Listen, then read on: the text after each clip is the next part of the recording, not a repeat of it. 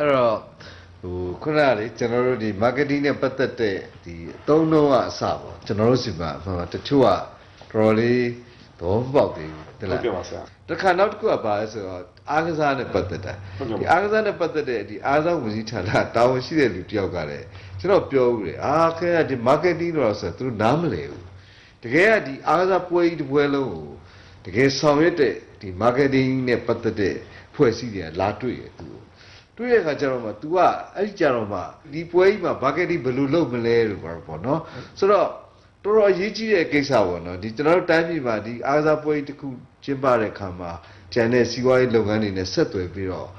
့ကြော်ညာလုပ်တဲ့ကိစ္စတွေရောအများကြီးပေါ့နော်ဒီကနေပြီးတော့စီးပွားရေးခွင့်လန်းတွေရအောင်ပြီးရင်စီးပွားရေးမှာတိုးတက်လာအောင်လုပ်တယ်ဆိုတော့အဲ့တော့ကျွန်တော်ကဘာဆိုရင်သွားလဲဆိုတော့ဒီလိုရှိတဲ့သူတွေတော့မှဒီ marketing ကိုသေသေးချာချာ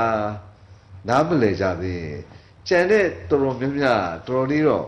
့ပြဿနာရှိမယ်လို့မြင်တယ်ဆရာပြောတာအင်တာမှန်ပါတယ်ဆရာကျွန်တော်ပြန်ရောက်ခါစားမှာကျွန်တော်2004 2005လောက်ထဲရပေါ့နော်2004 2005မှာကျွန်တော် marketing လုပ်တယ်ဆိုတော့အရင်ဆုံးနားမလည်တ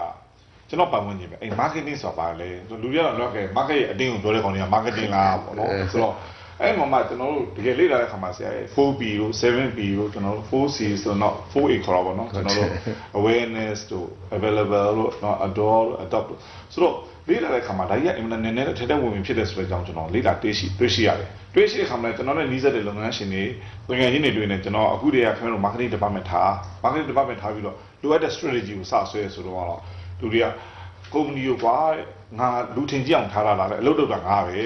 ဲငါပဲဒီလီလုပ်တယ်ငါပဲဖြတ်တယ်ငါပဲဒီပုံမှန်လုပ်တာကုမ္ပဏီကငါ့ကိုလူထင်ကြည့်အောင်ထားတာဆိုတာပြောခဲ့တယ်မှန်ပါတယ်အဲ့ခေတ်အခါကျွန်တော်လုံးဝမငင်းပါဘူးမှန်ပါတယ်ဒါဒီနေ့ဒီအချိန်မှာကျွန်တော်2017ပြောင်းတဲ့ခါမှာတော်တော်များများကျွန်တော်စီရောက်လာပြီးတော့ဘာပြောလဲဆိုတော့ကျွန်တော် marketing သမားလေးရှာပေးပါ sales သမားလေးရှာပေးပါဆိုတော့ဖြစ်လာတယ်နိုင်ငံခြားလူတွေခေါ်ခြင်းလဲဆိုတာဖြစ်လာတယ်ဆိုတော့ကျွန်တော်ပြောတယ်ဒီ gap ကြီးအကြီးပါလို့ဘာဖြစ်လို့လဲဆိုတော့အရင်လုံးနဲ့ကျွန်တော်တို့မမွေးခဲ့တဲ့ဒီ gap ကြီးကိုအကြီးအဲ့ဒီအချိန်မှာမှဘာတွေ့ရလဲဆိုတော့တချို့တက်နိုင်တဲ့ကုမ္ပဏီကြောင့်ကဲမင်းမရှာပေးလို့နေငါတို့နိုင်ငံသားခေါ်မယ်ဆိုရင်နိုင်ငံသားခေါ်ပြီးသူတို့ခန့်တဲ့ကုမ္ပဏီတွေရှိပါတယ်ရှိတော့လေသူတို့မှာဘာပြဿနာရှိလဲဆိုတော့ဆရာ language barrier ရှိတယ် culture barrier ရှိတယ် custom barrier ရှိတယ်ဗမာလူမျိုးရဲ့အားနဲ့ချက်ကကျွန်တော်တို့ကမိဘလို့ဆိုတရားရှိတဲ့ခါမှာကိုယ့်တက်လူကြီးကမဟုတ်ဘူးလို့ညင်ရခက်တာပေါ့ဒါဒီလူတွေက custom နားမလဲလူတွေကိုယ် delay ထုံးနားမလဲတဲ့ခါကျတော့ကိုကမပြောမိလိုက်တဲ့ဟာကသူတို့အလုပ်လို့လွယ်သွားတာပေါ့ဆရာလွယ်ကူပြောရင်တော့ကျွန်တော်တို့ဝါရင်းသုံးလပတ်မှာကျွန်တော်တို့အရက်တွေပါရတာရောင်းလို့မကောင်းဘူးဆိုတော့အဲ့ဒါကိုသူတို့မသိဘဲလုပ်တဲ့ခါကျတော့တော်လွဲတွေစပင်ကောင်းမွန်တဲ့ခါမျိုးတွေဖြစ်ကုန်တာပေါ့ဆိုတော့အဲ့မှာဒီ gap ကိုကြီးကိုကျွန်တော်ကပြန်တွေးတဲ့ခါမှာအခုလည်းကျွန်တော်တို့ဒီနေ့ဒီချိန်ကြီးကျွန်တော်ပြောနေလို့ပါပဲကျွန်တော်ရှာပေးပါဆိုကျွန်တော်ပြောကိုပြင်ဖို့အရေးကြီးတယ်လို့ဘာဖြစ်လို့လဲဆိုတော့ marketing ကိုတကယ်နားလည်လို့လေးလာလို့တက်ဝင်ပြီဆိုရင်တော့ကိုဒီ marketing သမားထိုက်တဲ့ empowerment ပေါ့နော်ပြရအောင်ဆိုတော့တော့ marketing သမားတယောက်ကလည်းကြီးညာကြော်ညာလုပ်မယ်ဒီကြော်ညာလုပ်ခြင်းအဖြစ်ဒီ plan လုပ်ထားလေဒီ strategy လုပ်တယ်ဒီချိန်မှာထည့်မယ်ဆိုတဲ့အခါမှာလုပ်နေလို့ချိန်မှာတတိယငါတကယ်ချင်း magazine တိုက်ရှိတယ်ငါတကယ်ချင်း magazine တိုက်မှာထည့်ဥမာဆိုရင်ဆရာခလေးဂျိုင်းလေးနဲ့ပေါင်တာကျွန်တော်ရောင်းမယ်ဆိုပါစို့เนาะခလေးဂျိုင်းလေးနဲ့ပေါင်တော့ကျွန်တော်ရောင်းမဲ့ဟာကို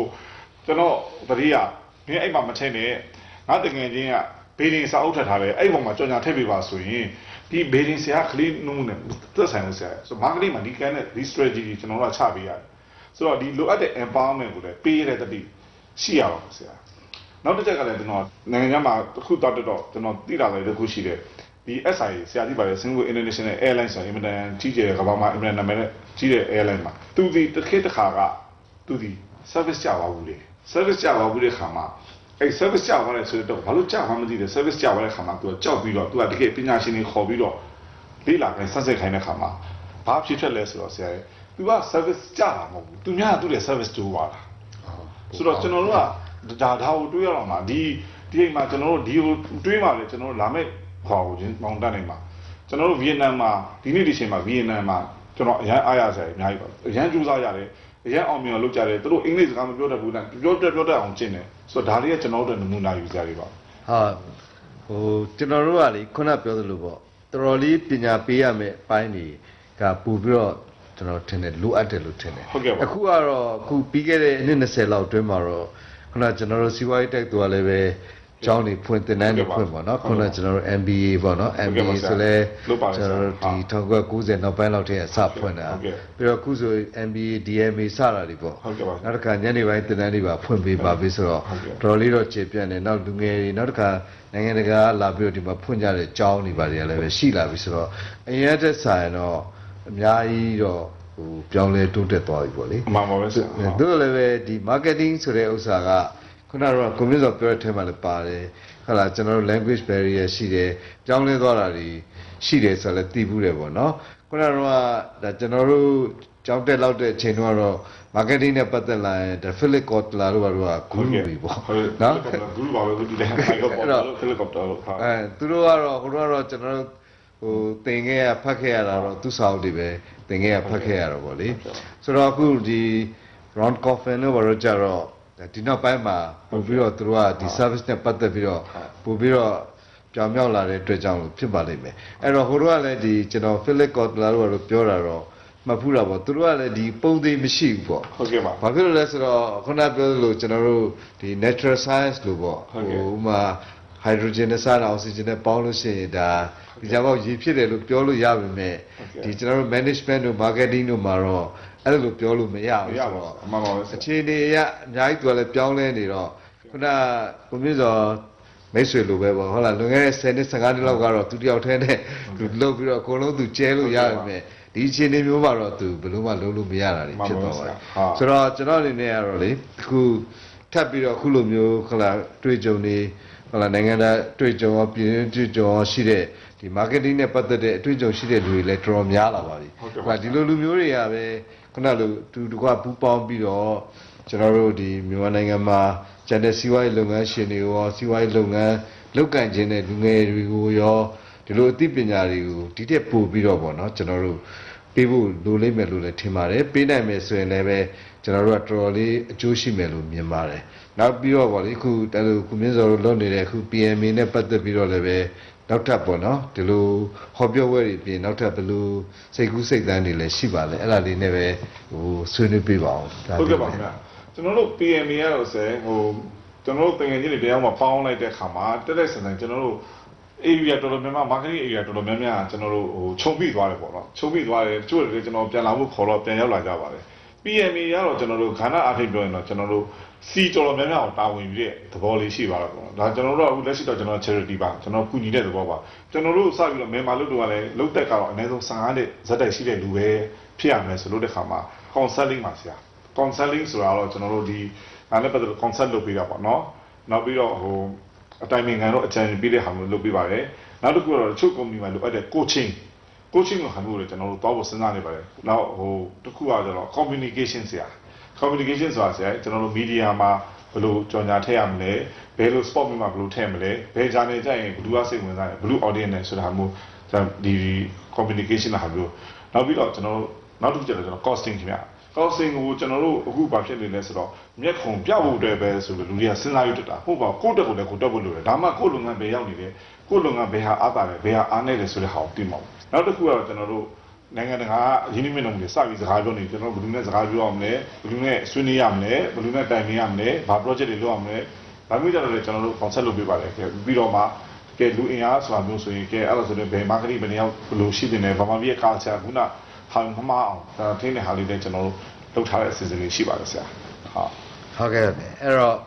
ဟို marketing နဲ့ပတ်သက်လို့ကတော့ကျွန်တော်တို့ပြောကြရတယ်အများကြီးရှုံးမယ်လို့ထင်ပါတယ်ဘာလို့လဲဆိုတော့ဒီအချိန်တိုင်းတာလေးတော့တွင်းမှာတော့ဒါကြီးတစ်ခုလုံးပညာကြီးတစ်ခုလုံးကိုပြောဖို့ဆိုတာတော့အများကြီးလိုအောင်ပါပေါ့လေအဲ့တော့နောက်မှလည်းပဲပေါ့နော်ကျွန်တော်တို့ဒီ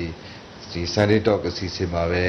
ဒီ marketing နဲ့ပတ်သက်ပြီးတော့လည်းခုလိုပဲအချိန်ပေးပြီးလာအောင်ဆွေးနွေးပြပါအောင်လို့လည်းကျွန်တော်မြစ်တာခံပါတယ်အဲ့တော့ဒီနေ့ Sunday Talk အစီအစဉ်မှာတော့ဟလာကျွန်တော်တို့